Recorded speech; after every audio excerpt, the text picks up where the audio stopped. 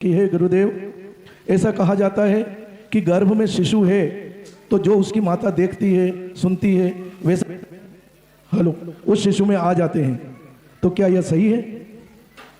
वर्तमान समय में नई उम्र की माताएं गर्भ के समय में अधिकांश समय अपना फोन में या अन्य कार्यों में लगाती है, धर्म ध्यान के प्रति उनका कोई लक्ष्य नहीं होता, तो उस शिशु में अच्छे लक्षण तो आ ही नहीं सकते। तो कृपया बतलाएं गुरुदेव कि गर्भवती महिलाओं को किस प्रकार का कार्य करना चाहिए कि उनका शिशु भी आप जैसे मार्ग पर चल सके। बहुत अच्छा प्रश्न है। ऐसा बिल्कुल होता है। सबसे पहला हमारे जीवन में कोई गुरु होता है तो हमारी माँ होती है। सबसे पहली गुरु माँ चाहे तो अपने बच्चे को साधु बना दे और माँ चाहे तो अपने बच्चे को डाकू बना दे। वो जैसा चाहे वैसा बना सकती है। आपने कहानी सुनी होगी मदालसा की। तो मदालसा नाम की एक राजकुमारी, उसकी जब राजा से शादी हो गई तो राजा से शादी होने के पश्चात उसने शर्त रखी थी राजा के पास जाने से पूर्व कि मैं तुम्हारे पास तभी आऊंगी जब मेरे बच्चे पर पूर्ण अधिकार मेरा होगा। तो राजा ने कहा ठीक है, तुम्हारा अधिकार से मेरा अधिकार, क्या दिक्कत है। तो उसकी जब संतान हुई तो उसका पूर्ण अधिकार उस पर था। तो उसने अपने बच्चे को, जैसे वो घरों में आए सारे बच्चे, पहला बच्चा जब घर में आया तो उसने उस समय पूर्ण रूप से धर्म ध्यान में जीवन जिया, स्वाध्याय में, चिंतन मनन में, है ना। इस प्रकार से उसने अपना जीवन जिया, तीर्थ यात्राओं में, मंदिरों में समय बिताया।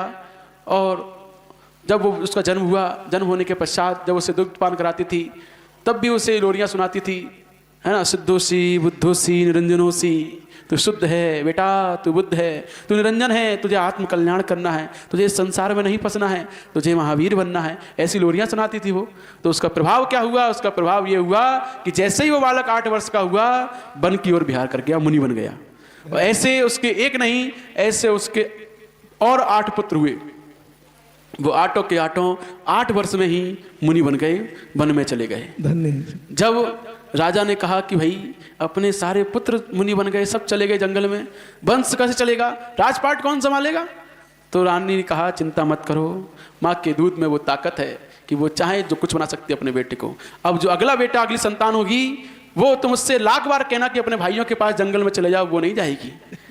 अब जब उसके घरों में अगली संतान आई तब उसने उस समय घुड़सवारी सीखी, तलवार चलाना सीखा, कूटनीति सीखी, राजनीति सीखी, हर चीज सीखी उसने उस गर्भावस्था में जब बालक था तब। और जब वो सीखने के पश्चात जब उसका बालक का जन्म हुआ, उसने उस राजा को सौंप दिया, ये संभालो। इससे तुम 1000 बार कहना कि जाओ अपने भाइयों के पास दीक्षा ले लो, ये नहीं जाएगा, ये नहीं जाएगा। तो वो ऐसा ही हुआ, वो नहीं गया 8 वर्ष होने के पश्चात, लेकिन वो 8 के 8 चले गए। तो ये माँ के संस्कारों का बहुत अधिक प्रभाव होता है। जब बालक गर्भ में होते हैं तब हमें बहुत ध्यान देने की आवश्यकता होती है अपने चरित्र पर। माँ का उस समय जैसा चरित्र होता है वैसा ही चरित्र उन बालकों का, बच्चियों का निर्माण हुआ करता है। माँ यदि उस समय व्हाट्सअप, फेसबुक, इंस्टाग्राम आदि इसी में अपना टाइम स्पेंड करती है, टाइम निकालती हैं, तो समझना आजकल के बालक, बच्चे आपसे भी ज़्यादा मोबाइल चलाने में आगे होते हैं। क्यों होते हैं? किसने सिखाया उन्हें? कहाँ से आए दिमाग उनके पास कि मोबाइल कैसे चलाना है? तो वो मम्मियों ने सिखाया उन्हें। मम्मी सोच रही कि हम चला रहे हैं, हम देख रहे हैं, वहाँ बच्चे वो सब सीख रहा है, वो सब संस्कार ले रहा है। क्योंकि उस समय हमारी इतनी ज़्यादा उसमें रुचि होती है मोबाइल में, तो वो रुचि बच्चों के अंदर अपने आप पहुँच जाती है। जैसे कि जब अर्जुन उसको क्या नाम है, सुभद्रा को चक्रव्यूह तोड़ने की कला सिखा रहे थे, सुना रहे थे, तब अभिमन्यु ने घरों में ही वो सीख ली थी, क्योंकि वो रुचि पूर्वक सुन रही थी। लेकिन सुनते सुनते उसे नींद आ गई, तो घुसने की तो कला सीख ली, चक्रव्यूह में बाहर आने की नहीं सीख पाई, क्योंकि माँ सो गई थी, तो बच्चा भी सो गया, वो भी नहीं सीख पाया। तो इसीलिए गर्भ के संस्कार बहुत प्रभावकारी होते हैं। उस समय हमें बहुत सावधान रहने की आवश्यकता होती है। अपने जीवन को उस समय धर्म ध्यान में निकालने की, शास्त्र पठन करने की, पूजन, वंदना, तीर्थ यात्रा आदि करने में अपनी रुचि बढ़ानी होती है। यदि आप चाहते हो कि आपके बच्चों में जन्म से ही संस्कार हो, ऐसा हमने देखा है। साथ साथ उदाहरण देखा है वर्तमान में, पंचम काल में ही अभी कि जब मुंबई में एक महिला, जब उसके घरों में संतान थी, तब उसने रोज नियम से सुबह शाम भक्तामर का पाठ करती थी। वो रोज सुबह शाम 9 महीने तक कंटिन्यू करती रही, और शाम को तो आरती भी करती थी भक्तामर के 48 दीपकों से। तो उसका प्रभाव क्या हुआ, जैसे ही वो बच्चे बोलने लगे ना, तो भक्तामर उन्होंने एक बार सुना और एक बार सुन के कंठस्थ याद था उनको, उनसे जब चाहे तब सुन सकते थे।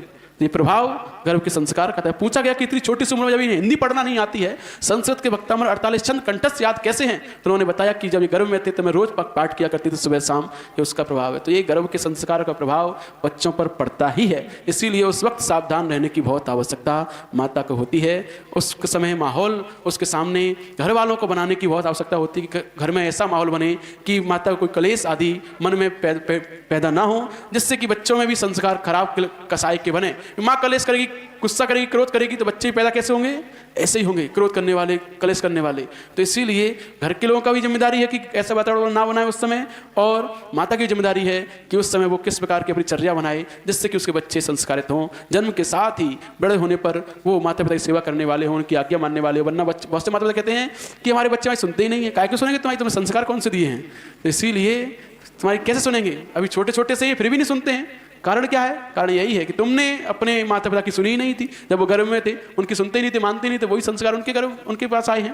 तो इसीलिए हर चीज़ सोच विचार कर उस समय करनी होती है, क्योंकि हम वो संस्कार बच्चों को दे रहे होते हैं। उस समय हमारे विचार वो ग्रहण कर रहे होते हैं, क्योंकि वो हमारे घरों में ही है, हमारे अंदर ही है, तो हमारी वर्गणाओं को वो ग्रहण कर रहे होते हैं। इसीलिए सोच समझ कर व्यवहार करो, चर्या बनाओ, अच्छी बनाओ। यदि अच्छी संस्कारित संतान चाहते हो तो मदालसा की तरह हर माँ बने तो इस जीवन में, इस जैन समाज में समर्थ संस्कृति निरंतर उन्नति होती ही रहेगी।